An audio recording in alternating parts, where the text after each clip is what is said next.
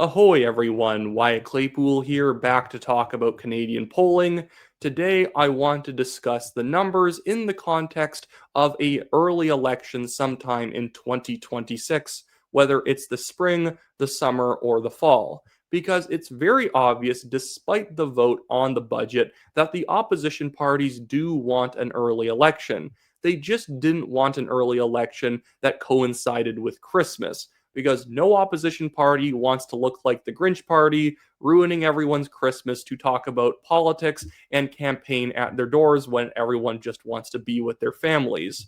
You also had the NDP without a permanent leader and being flat broke, which also gave them an extra motivation to keep a couple of their MPs back to make sure the Liberal budget passed. The Conservatives also kept a couple of their MPs back, but that doesn't mean that somehow they like the budget or they don't actually disagree with the Liberals.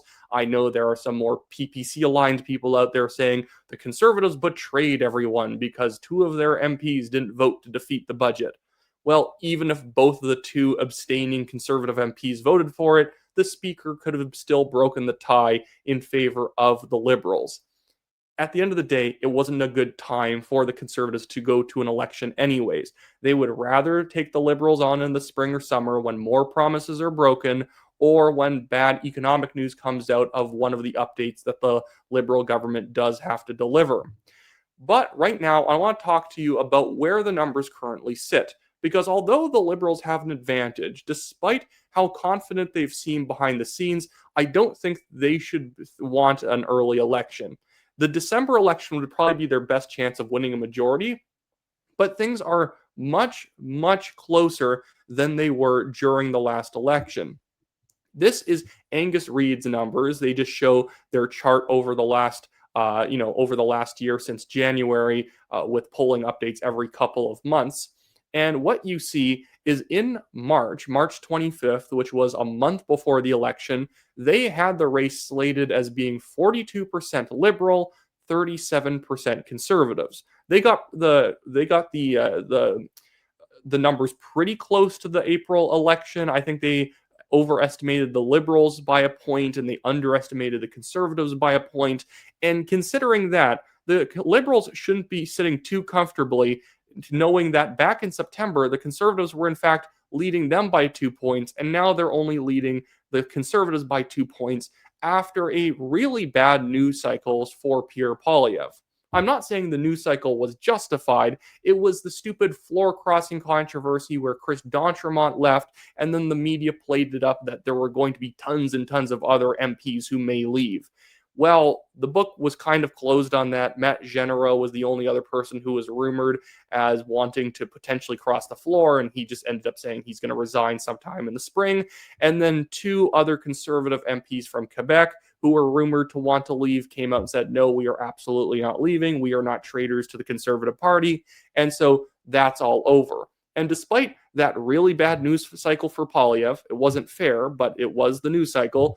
He only ended up not like just dropping a little bit behind the Liberals in such a way where actually this would probably lose the Liberal seats. If the final result in the next election was 40% Liberal to 38% Conservative, the Conservatives would gain seats and the Liberals would lose them. And if the Bloc Québécois jumps up to 8% from 6 and the NDP jumps up to 9 from 6 as well, they would also both be gaining seats, mostly at the expense of the Liberal Party. So I don't think the Liberals will actually improve from here on because the Liberals are relying on the idea that by simply announcing a bunch of stuff, you're going to like them. Now, that may work as a campaign strategy in the extreme short term, but the problem is if we enter a spring election or a summer election or a fall election in 2026 and the Liberals don't have any substantial real achievements under their belts, I don't think that many Canadians are going to bother casting a vote for them because I think that voter enthusiasm is going to remain quite high for Pierre Poilievre in the Conservative base, where Mark Carney was the guy you voted because you didn't like Donald Trump, and that was a stupid narrative the Liberals generated in the last election. It was really well done. They did get a lot of people driven out to vote for them. They did win the popular vote and the most seats. But it's not a trick, I've said before, that you can really pull off twice. You can't run against boogeyman Donald Trump 2 times in a row when clearly your own domestic policies suck and it's the main thing that's causing people financial friction in their lives as individuals. But now I want to move on to some other polling numbers, this time from Nanos. Now, remember, Nanos itself is a pollster that tends to have a little bit more of a liberal sample. But their polling these days shows, again, a very tight race like Angus Reid. I'm using Polling Canada's graphic for this one. And they show, with a sample size of 1,000 people and a margin of error of 3.1, so this is a statistical tie, the Liberals are at 40%, Conservatives at 38%, NDP at 10%, Bloc at 7%, Greens at 2%, and PPC at 1%. I genuinely don't even think the PPC is going to get 1% of the vote next time. It is a defunct party. There's just nothing really going on with them. But with this poll, 38 to 40, Sharia Teese actually ran the numbers on this one to see what this would actually get modeled out to. And he's one of the best polling projectionists in the country, despite just being 17 years old. Like, he was very close to getting the ridings right in the last election by just compiling polling data and then putting them through his model with a bunch of other factors he adds in. And he would model out an election where the Liberals would get 156 seats, the Conservatives would get 143, Bloc would get 30, NDP 12, and Greens 2.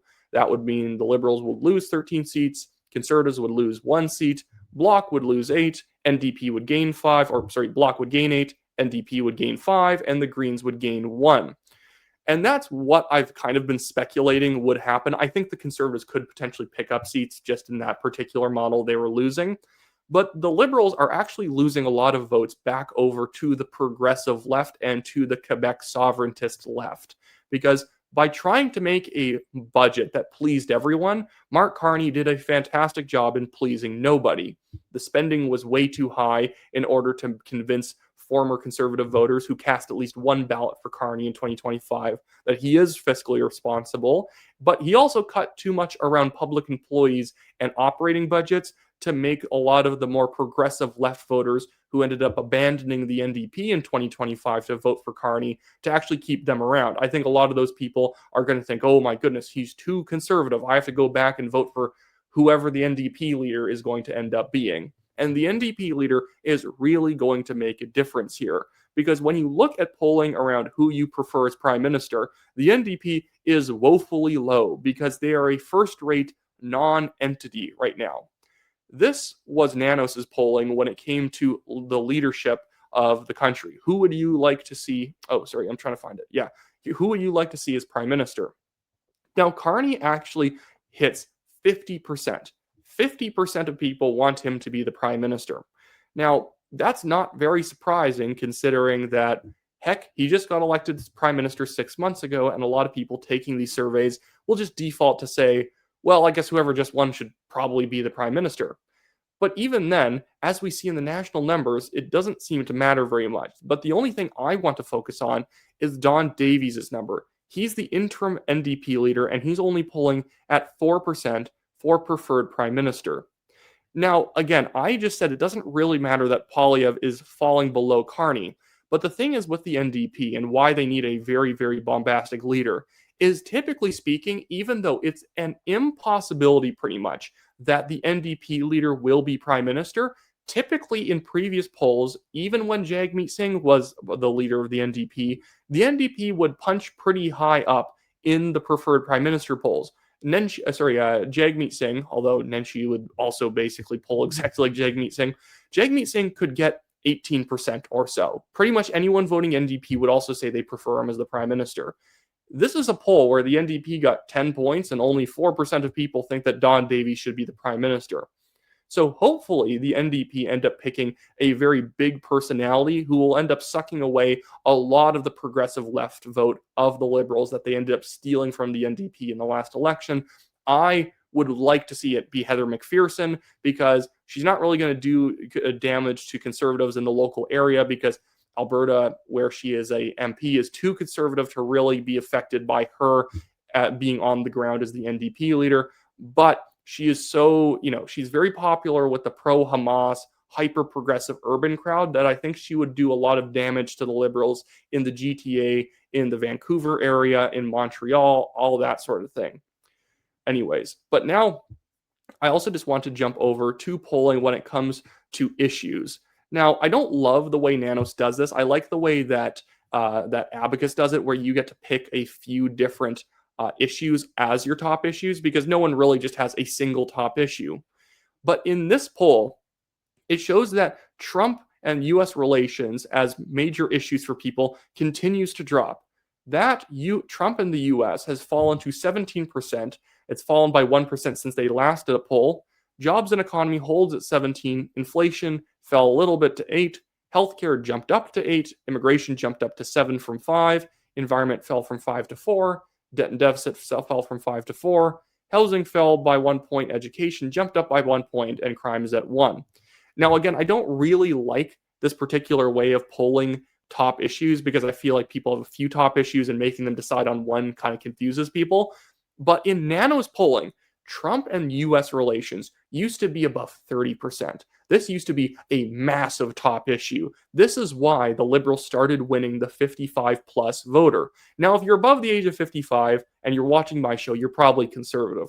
But you would have to agree, a lot of people above the age of 55 watch a lot of mainstream media, and they obsess a lot about Donald Trump because that's what Canadian mainstream media talks about all the time. The fact that we've effectively had that issue fall in half for the Liberals means that they're going to have to run on something other than Trump derangement. And now the Liberals don't really have a record to run on. They're trying to manufacture a record to run on by signing fake trade deals and by trying to just announce a bunch of hollow projects. But that's not really something I believe is going to be making people run out of the House and slam a vote in the ballot box for them.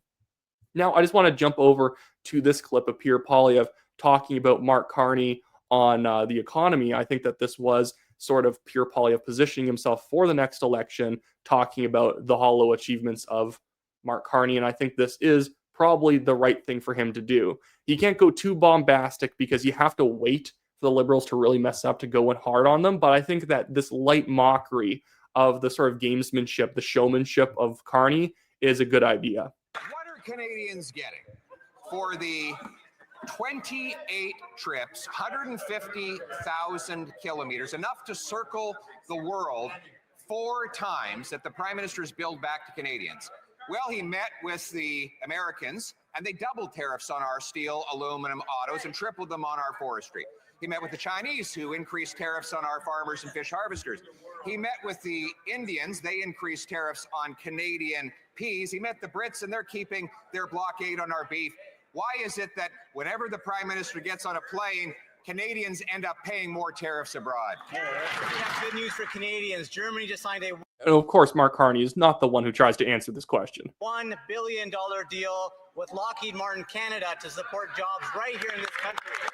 This is what Canadians are getting from the Prime Minister being on the world stage. He got a $1 billion deal. The most money they can say was invested was a $1 billion deal. Now, that's nothing to sneeze at. That's a lot for one company to give. But the problem is there's not a lot of other companies giving money.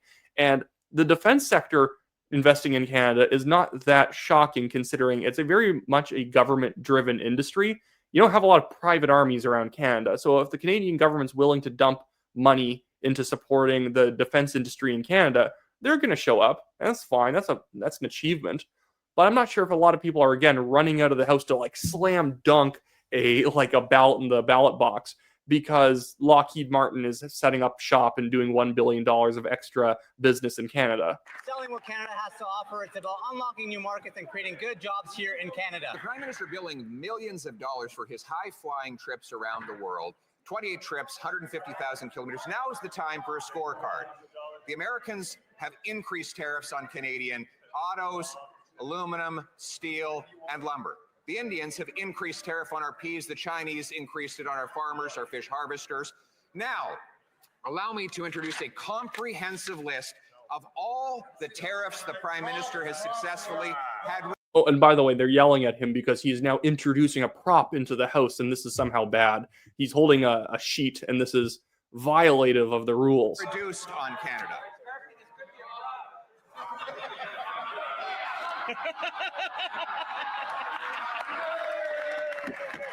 Yeah, so I think that the conservative strategy going into this next election, maybe I'll start off with the bloc. The bloc is very easy. The idea is that they did not negotiate with them. This government would love to ignore Quebec. And so you need even more bloc MPs in Parliament to make sure that the Liberals do not get a majority government and can fully dismiss Quebec as a concern. Now, the NDP needs to say this government is anti-worker, this government is too conservative, they're secret Harper conservatives, and so you need more NDP MPs to make sure that the public sector union worker is not all, they're not all laid off and fired in order to try and reduce the Carney deficit.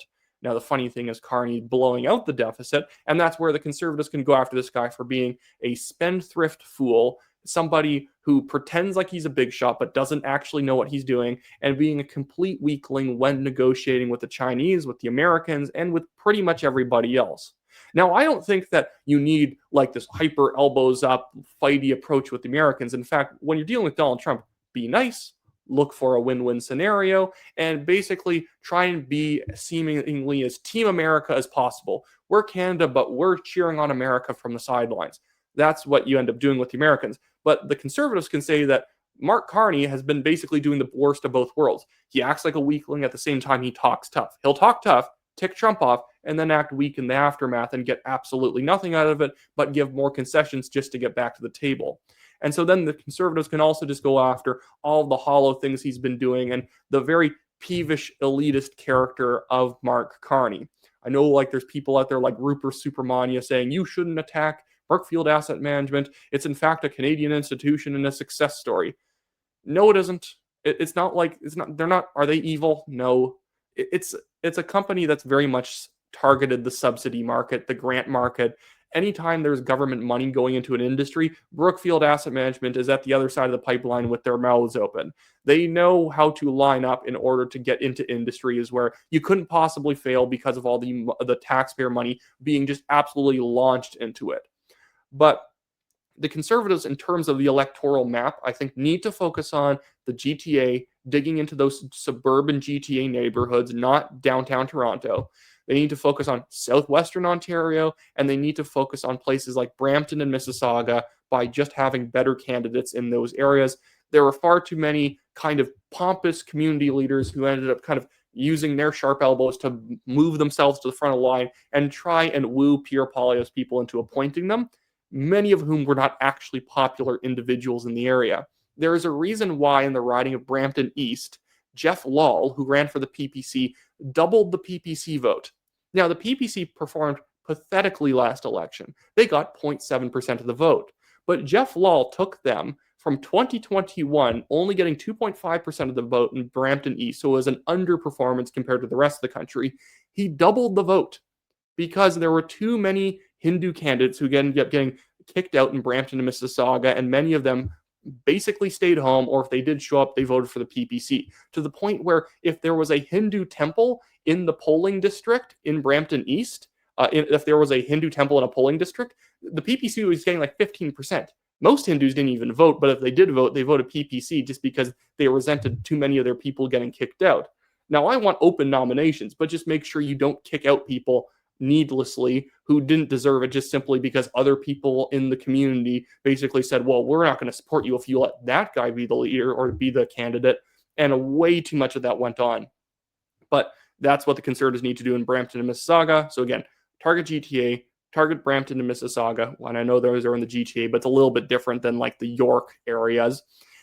Southwest Ontario, and then hit the Okanagan Valley and hit the Lower Mainland really, really hard.